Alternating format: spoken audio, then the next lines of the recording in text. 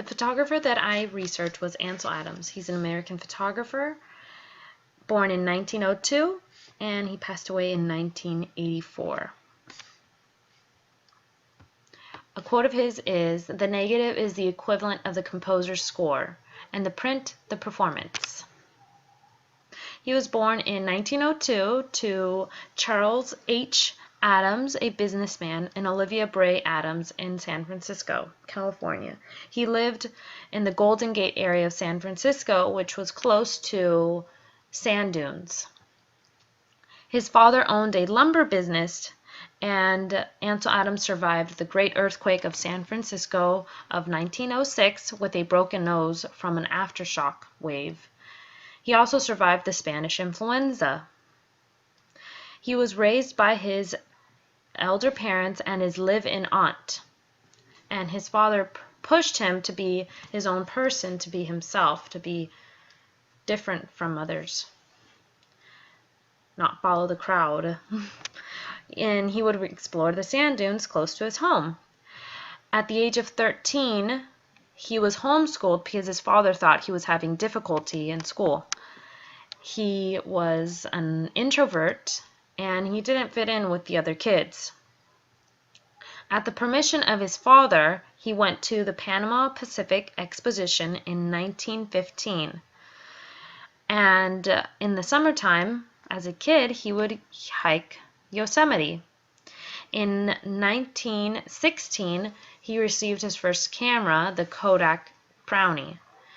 And when he was young, he hoped to become a concert pianist.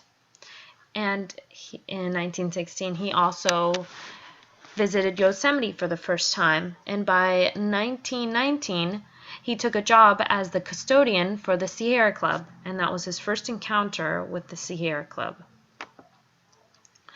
He first learned photography from that first camera he received, which was the Kodak Brownie.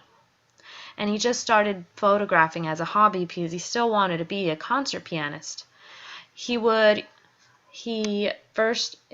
first published in 1920 by the Sierra Club Bulletin, and he would photograph Yosemite with a mule called Mistletoe, which carried his almost 100 pounds of camera equipment and food.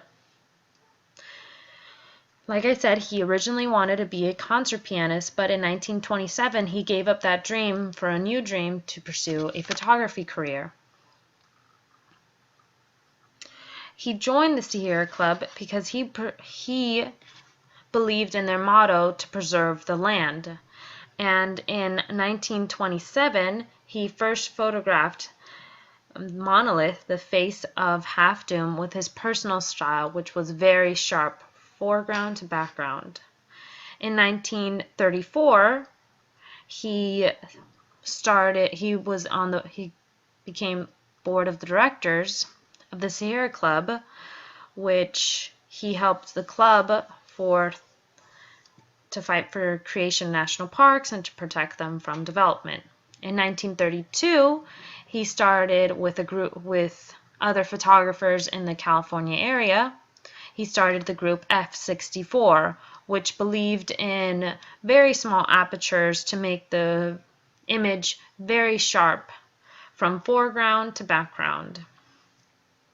And in 1936, Alfred Stieglitz liked his images very much that he held a one-man show of Ansel Adams' work in his New York studio.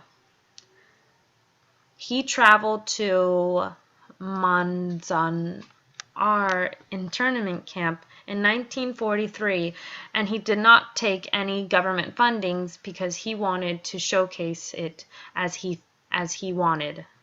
He wanted to photograph it as he wanted. He was awarded a Guggenheim Fellowship in 1946, which he traveled to Alaska on. These are some of his images. Like I said, everything from foreground to background is in focus. Even this image with trees, every tree is in focus. Even the ones as far as you can see are in focus. That was a very small aperture. One of the stories that I read about him was that his first sight was fog in San Francisco. He remembered seeing fog, and there it is. One of the things that I remember about him in class was that Professor Dahlgren stated about this image that he was just driving down the road, and he saw this image out of his window. He saw the image, and he got his humongous camera out, and took the picture. And like his quote stated at the beginning of my presentation, that the negative is a score and the image is the performance.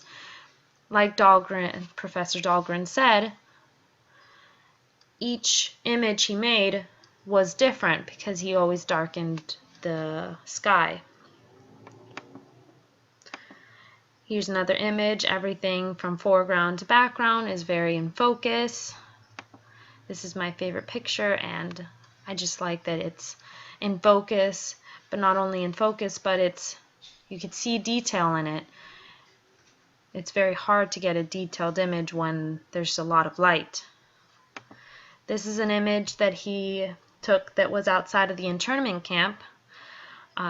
He just wanted to photograph the area with his very small aperture. Here's another image, foreground to background, very in focus.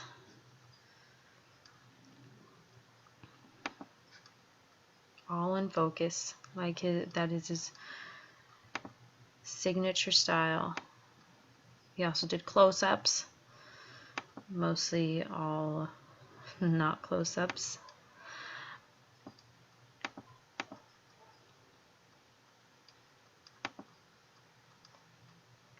Everything was to preserve the land. He wanted to showcase how beautiful this area was.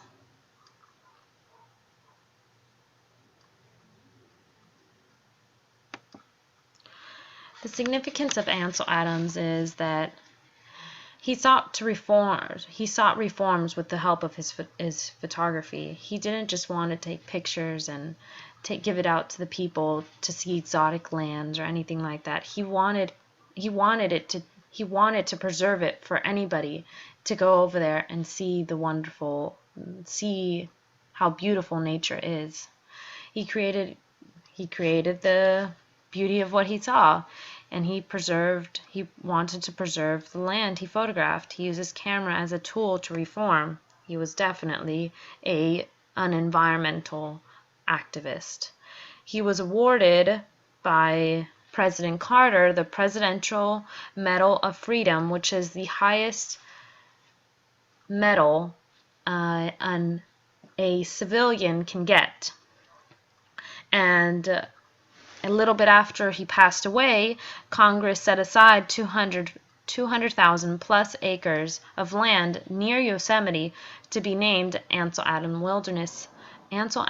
Wilderness Area, and a mountain was named after him in Yosemite National Park.